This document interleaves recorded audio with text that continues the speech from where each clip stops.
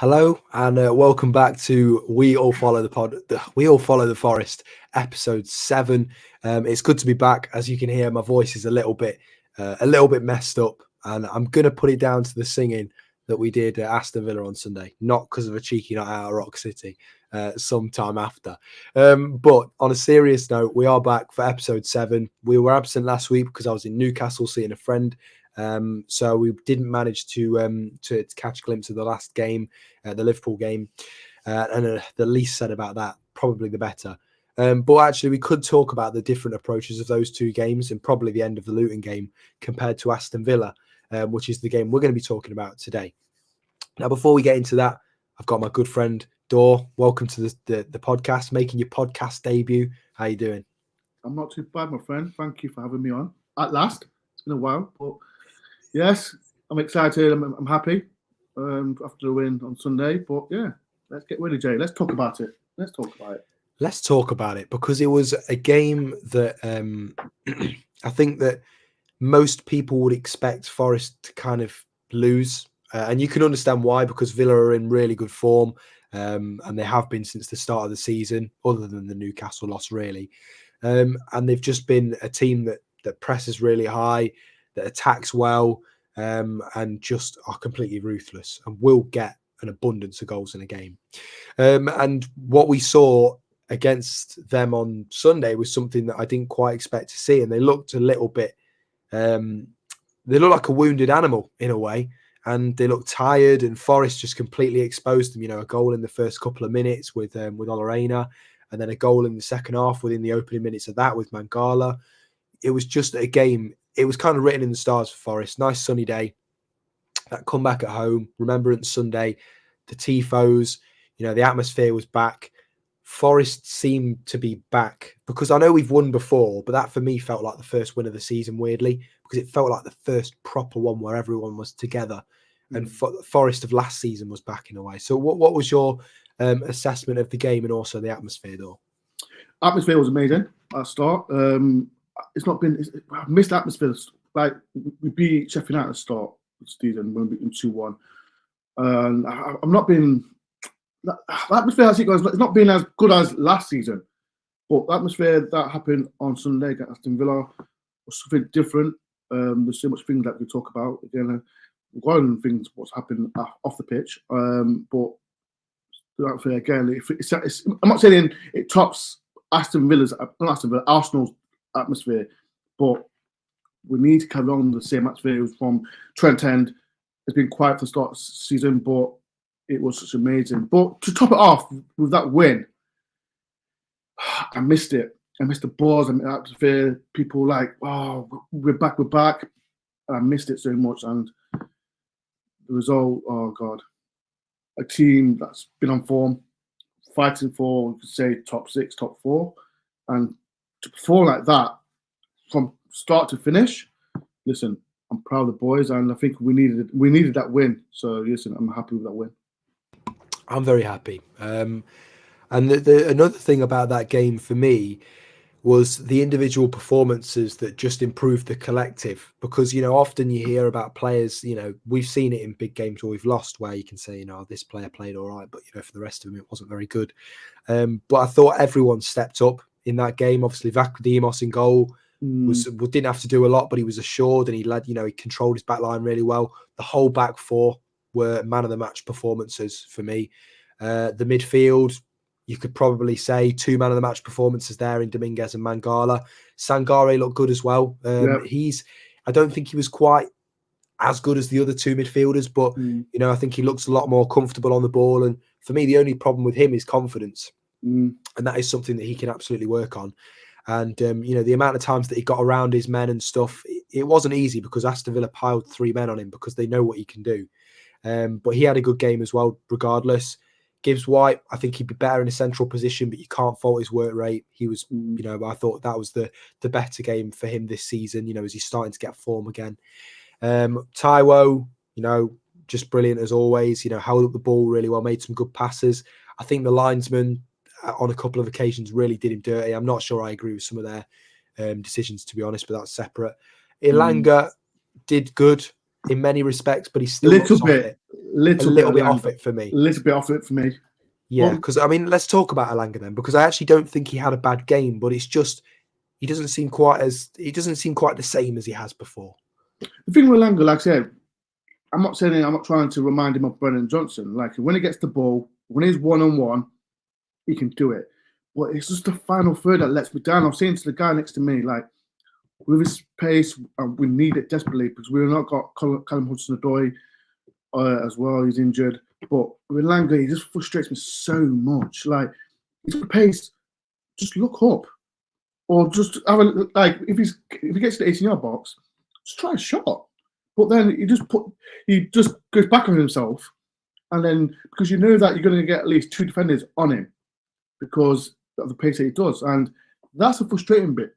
But I don't want to criticise him because he's young.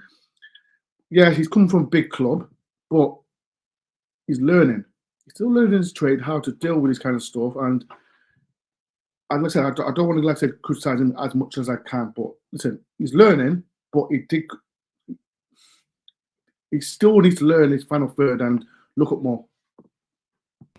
Yeah, I agree. And I think sometimes, maybe it's a confidence thing as well, kind of worrying about just taking that shot. Because sometimes I feel like he does a little bit too much. Yeah. And it's good that he's got that pace and it's good that he's got that skill. And there's been games where he's done the opposite and he hasn't done too much, or not the opposite, but he hasn't done too much and it's paid off, where, when he's got a couple of assists, or, the Chelsea game where he just did everything about right, and was brilliant. So, for me, it just seems like a confidence in that final third thing that's kind of holding him back a little bit, and that for me is just something he can work on. There's nothing that I can see in this Forest team at the moment where I say I'm genuinely worried for this player because their ability is not up to standard. And in fact, I was going to talk about it at the end, but I'll talk about it now. Even the off the bench cameos from I'm going to say Nico Williams really impressed me, because we know that Harry Toffolo is on really hot form and he's going to get picked if he's fit. We know that Olorane is going to get picked if he's fit. You've still got Montiel to come back. Serge Aurier is obviously there. I don't know if Serge Aurier is going to be picked every week, but it's good to see the competition for fullbacks. And I think Nico might go out on loan at some point, maybe January or next season. But for me, the cameo that he made against Leon Bailey was really impressive. And to get himself in the top 10 players from non-top 6 teams for interceptions in that game week 11, was really impressive. With only 5-minute cameo, he had something like 4 or 5 interceptions and tackles. So yeah, brilliant from him. But let's talk about the fullback competition, though, because as I say, you've still got Montiel to come back. Yeah. Who starts? Good question. Good question, Jay, because we've got so many competition. And like let me talk about Harry Toffolo, because he's had his personal stuff outside of football, off the pitch. And I think, what game was it? Crystal Palace away, we were drawn 0-0. Yes, we was 0-0. Good point, but he's been fantastic for us. And a player, mentality-wise, for all the things that's happened off the pitch, I think he needed it, because people's talking about him, and then he's using that energy on the pitch. And if you look at it, 2 assists as well against Aston Villa. Like, it was a good cross. Was it a cross up, or did he mean to do that? We don't know. But the play, I've been really impressed with him. And Arno, what a goal. What a goal. I was surprised that he started right back as well, because I don't know if you noticed, but Forest fans noticed. Every time the ball was coming to himself, he kept touching the ball with his left foot. And I said to myself, why is he left-footed or right-footed? Because I don't know what's he trying to do. But is he one of the best free transfers Forest ever had? Because he's not disappointed us so far. I played like Serge Aurier as well. Experience in the Premier League. Like you just said, Jay, he's not going to play every single game, but experience, we need it for this kind of thing, because we know, as you know, like you mentioned Nico Williams as well. He's struggling to get game time, but he come on. He dealt with Bailey, very good as well, and it's a good problem. It's a good problem. When's the last time Forest had a good problem? And we got Nuno Tavares as well. Like he's on the bench as well, and like we've got so many players that can play wing back. But would I change the players like Toffolo or I don't know right now? No, because they're playing good. And listen, it's a very good problem. But them two players were fantastic as well. And I can't mention, like I said, Toffolo again. He's been fantastic for us. But looks like hopefully it's up and upwards. And I just don't want people to be like, if he plays one bad game, get him off the game. Because listen, he's been very good. And did everyone expect, when we signed him from Huddersfield, we didn't expect him to be, everyone expected Lewis O'Brien, and no one expected Toffolo. So listen, Toffolo's been fantastic for us. He's going to have good or bad, but he's a first choice left back, as you know. Yeah, you know what? He wasn't, because people have said that they were really excited for him. And I'm going to be honest with you and say, I wasn't overly excited, but I also did know of the ability that he had. And I always thought that Lewis O'Brien would be the sharper of the two. But I did think that Toffolo would be sharp and not to rule him out. And he's been really good. And the reason I knew he was going to be good, and maybe not this good, but good, was because that first Newcastle game where he was really, really tough, that first game back in the Prem, and he really struggled. But then over time, you kind of saw that progression, and Renan Loddy got back in the team, so it was tough for him. But then Toffolo filled in, and you could see how much it meant for him to get game time. And everything happens for a reason. His transfer to Anderlecht failing was written in the stars for what would happen next in his career, and that would be getting first team game time with Forest. And the competition for fullbacks is great. I actually don't think that I think the only area where Forest have an issue with competition, or actually just availability as a whole, is up front and on the wings. Because I don't think there's an issue in midfield. I don't think there's an issue in the back four. There's certainly not an issue with goalkeepers. But up front and on the wings, if we're going to use them, it's a bit of a problem. Taiwo's had injury issues. Wood's got injury issues. Origi's got injury issues. Hudson-Odoi's got injury issues. It's not. That's the only thing I can say. That's not a nice problem to have. The issue with the striker apartment is an issue. But are we this season are going to get a top player that can score? If we need to get someone in January, a player that can score 10 to 15 goals, who's better than Taiwo? That's my issue, and it's hard to get a 10 to 15 striker in January because clubs want 20 to 30 million for him, and we've got to be careful with FFP because maybe the loan market could be good for us. In like is it Batswazi been linked with like last 2 seasons? We've got to get someone who, like I said, better than Taiwo, because Taiwo is going to get these injuries, whatever we like it. You mentioned Chris Ward, his ratio, like I said, he scored 3 goals now for Forest, and yes, he's injured. But are we going to get someone who's better than Taiwo?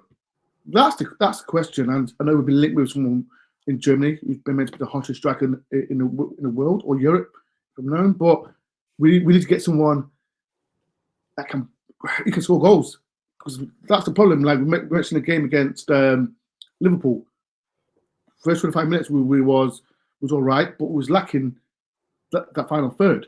But that's about where we're going to find one.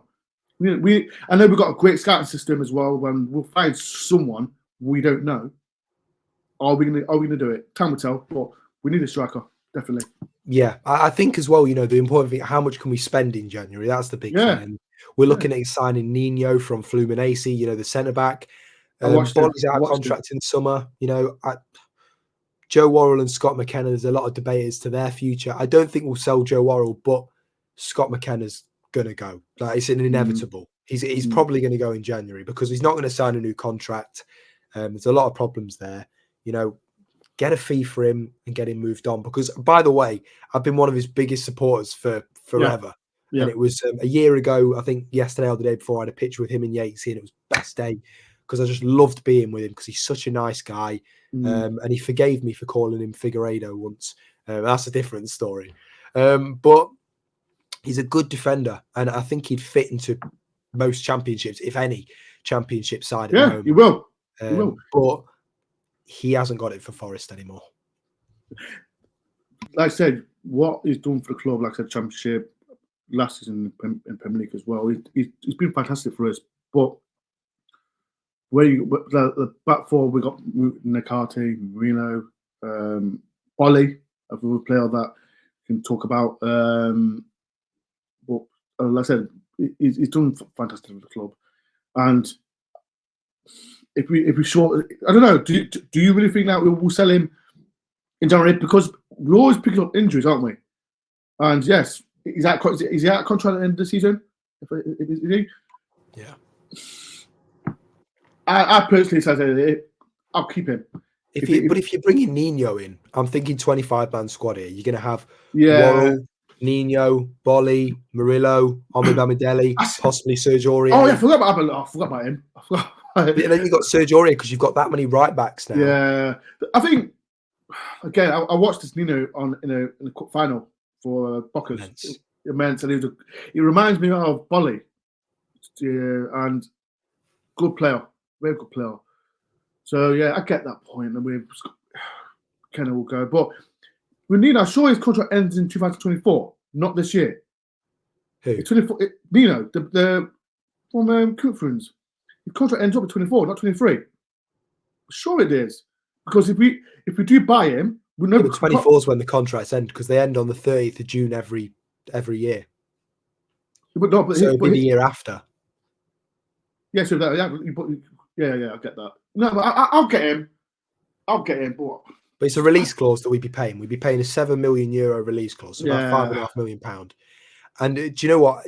I want to talk about leaders in this squad now. Yes, because Gibbs White got his 50th appearance and he got captained for it. You've got Serge Aurier, who's obviously a leader. You can just tell. Bolly, who's a leader. Murillo's becoming some sort of a leader. And Niakate's obviously a leader. Just so many role models in that squad. How important is that for a successful Premier League team?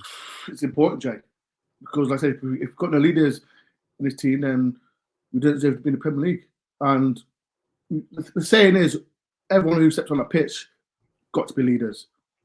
But when you mention people like Serge Aurier, I've mentioned he's an experienced right back that can play. Like I said, he can play in that centre back. He can play a back three.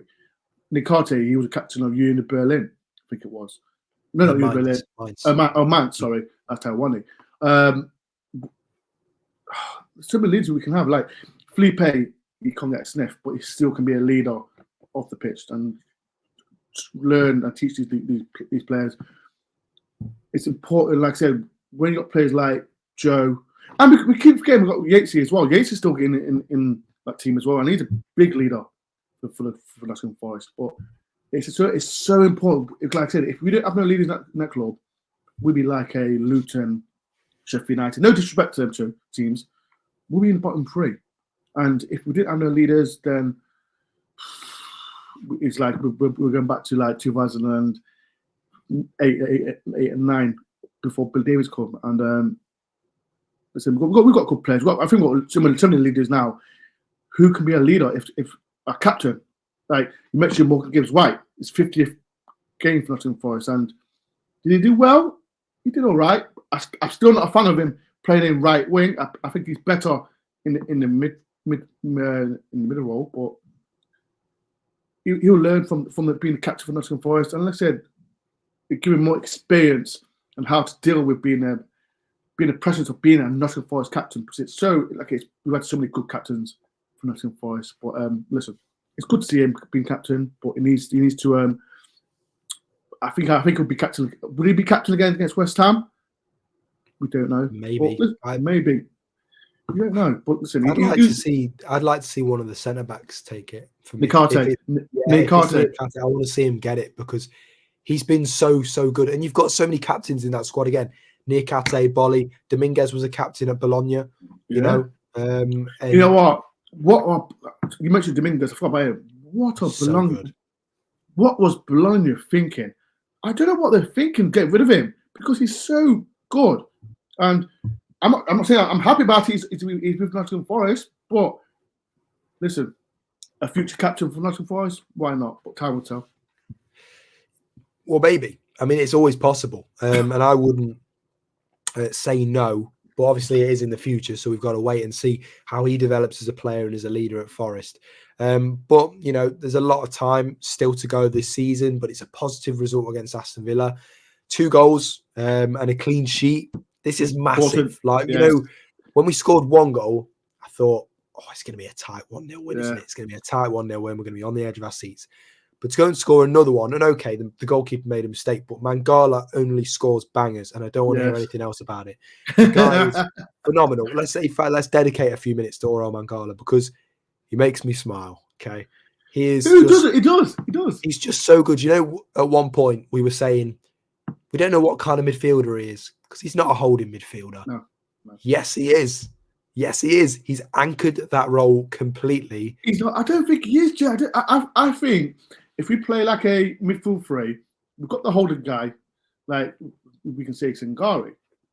Is he? Because I see Sangari in the final third a lot. I'd say third. Mangala at the moment he was in the final third, but I see Mangala as a midfield 3 on the right hand side. That's me. I see Sangari as a bully. He can bully people like he did against Aston Villa, because players like John McGinn, Daniel Louise, fantastic players. And who else? I think it was Ramsey who played in that as well. I think it was Ramsey. I don't think it was Ramsey. Back in Kamara. I think as well. Sangala, I think he did well against players that's in form. So Mangala, for me, we mentioned Mangala. I think it's one of his best games I've ever played, and the goal he scored as well was fantastic, and it was bang on with the goal with as well. As you know, Adam Johnson passed away. It was a great tribute as well. Right on the 47 minute as well. Fantastic. It was in the stars, wasn't it? It was in the stars. Yeah.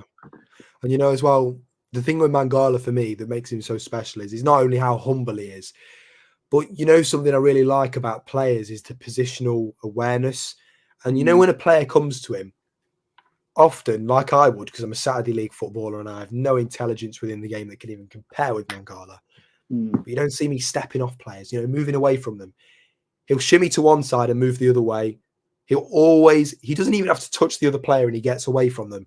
And he's not the fastest of players. But he's certainly agile. His positional awareness, just his reading of the game is absolutely superb.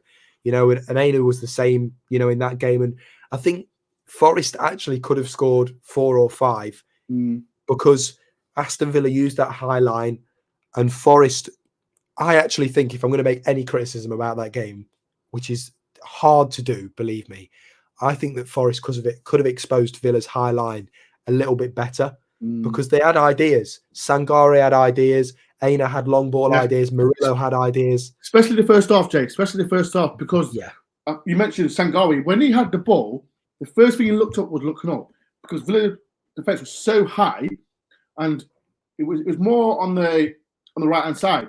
And no disrespect to Morgan's right, like I said, he's more a player that can. You've got to give the ball to feet to him. That's a problem. And then when you're not looking at the other side with Angala,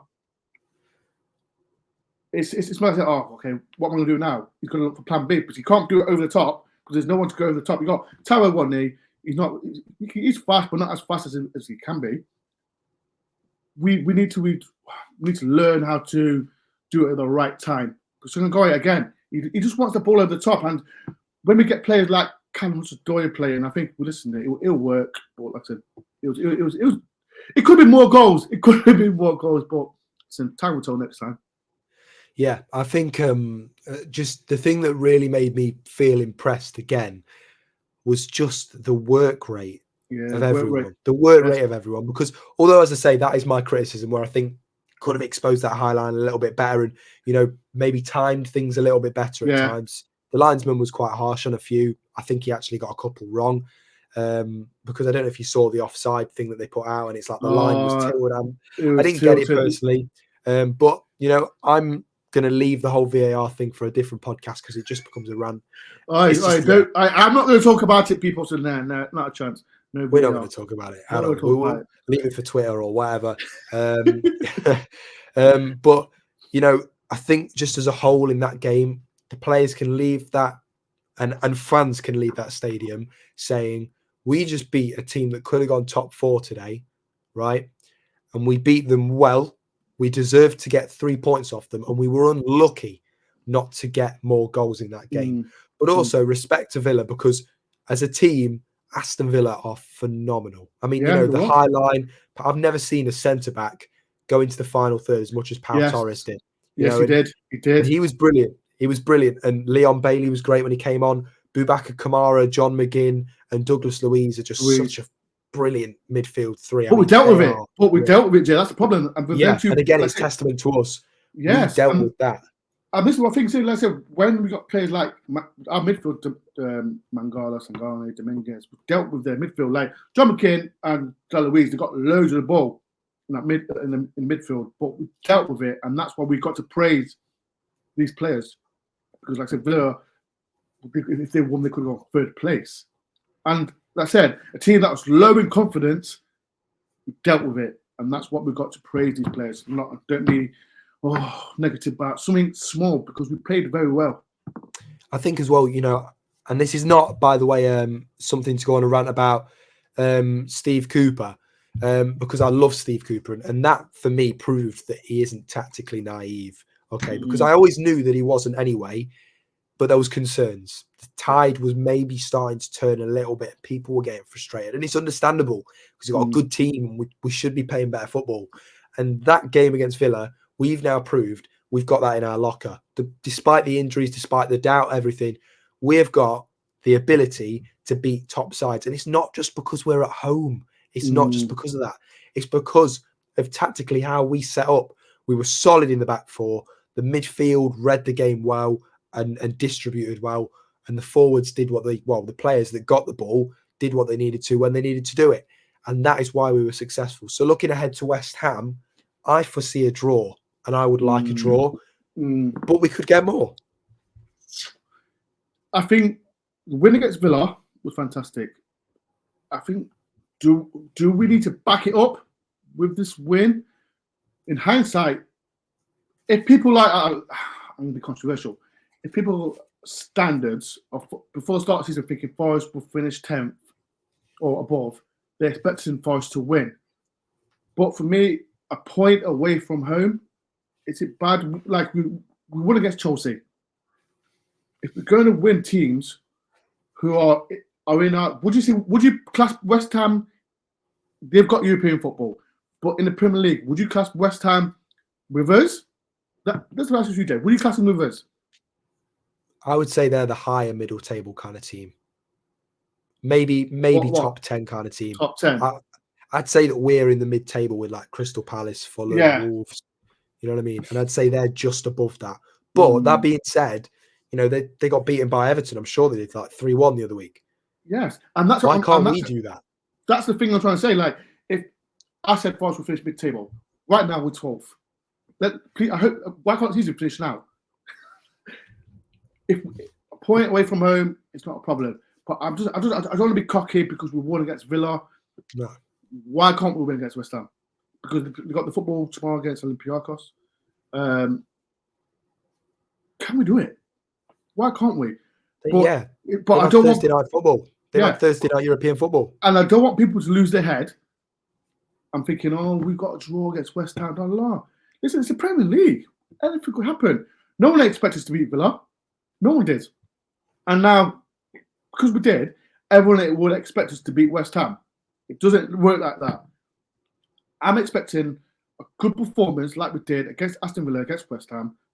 And if we do a fantastic performance and we lose, not like I don't want to be like a copycat like we did against Liverpool away, because that was useless. If we can do the same against West Ham, listen, I'll be happy. I just want a good performance. Sorry. Bless you. Yeah, no, we just got to. I've given it you through the screen. We've got to go for it. We've got to attack, and we've got to, and I give credit to Luton actually, because the way that they just go at teams with not even a care really, and they just go and get these points. Yeah. Luton could stay up this year and pull off a shock. And the way that they're going at teams is brilliant. And Burnley are trying their game they played in the Championship. Yeah. And finding out the hard way. Yeah. It's not easy. No. But I think they'll end up staying up. But that bottom three is going to be interesting. Ooh, Luton. Luton will stay up. Oh, Burnley. I think Burnley will stay up. Maybe just. But again, that depends because they've got to start picking up points. And at the moment, Luton, out of the two, are doing better. So, Sheffield United obviously rock bottom, but that's just how it is. So it's going to be tough, Jay. It's going to be tough. Sorry to put in. It's going to be tough. Like I said, Sheffield United won against Wolves. Luton got a point.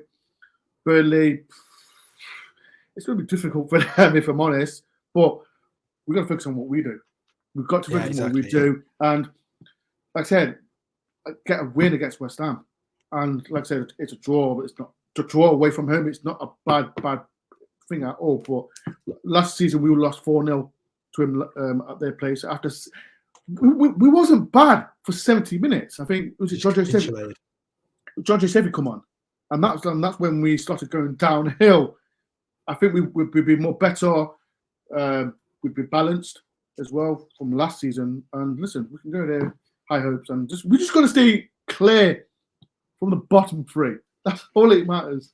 Well, look, we'll see how it goes over at the London Stadium on Sunday. I'm going to be there. Thor's going to be there. Follow me on Twitter again because I'm back. Great. I know some of you are going to hate that, but I'm back. But no, I'm back on Twitter. So follow me on there for more match updates and reports, etc. Obviously, subscribe to Mr. Dor as well on YouTube. He'll be bringing you a vlog and also people's reactions. I might even send him one in. Nah, don't do it. He won't upload it. He won't upload it. But no, I just want to thank you all for listening to today's episode. This was episode 7 of We All Follow the Forest podcast. Big game on Sunday against West Ham. Can Forest win? We'll see. Come on, you Reds. Come on, you Reds.